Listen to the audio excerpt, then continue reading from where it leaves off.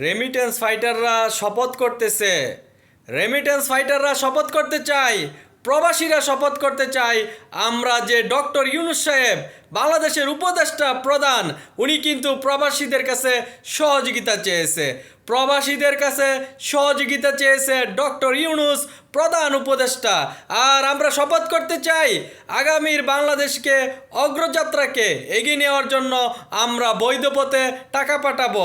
আর আমাদের দাবি প্রকাশ করার জন্য আহ্বান জানিয়েছে ডক্টর ইউনূস সাহেব জাতির উদ্দেশ্যে আজকের যে ভাষণ। আর আমরা বলতে চাই ডক্টর ইউনূস সাহেবকে, আমরা শপথ করতেছি আমরা রেমিটেন্স ফাইটাররা টাকা পাঠাবো ব্যাংকের মাধ্যমে, একটা টাকা অবৈধ পাঠাবো না।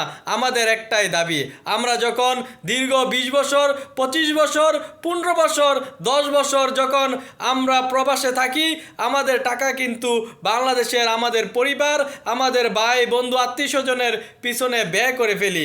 আমরা প্রবাসীরা আমরা 20 বছর 25 বছর পরে অসহায় হয়ে পড়ি।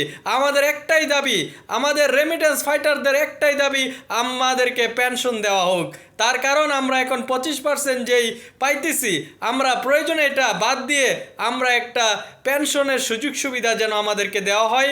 আমরা প্রবাসীরা যেন আমাদের কর্মজীবন শেষে আমরা যেন কারো হাত না পাততে হয়। এতএব ডক্টর ইউনূস সাহেবের প্রতি উদারত আহ্বান, উনি যেভাবে আমাদের কাছে সহযোগিতা চেয়েছে, আর আমরা ওয়াদাবদ্ধ আপনার এই আহ্বান আমরা সর্বোচ্চ পালন করব ইনশাল্লাহ।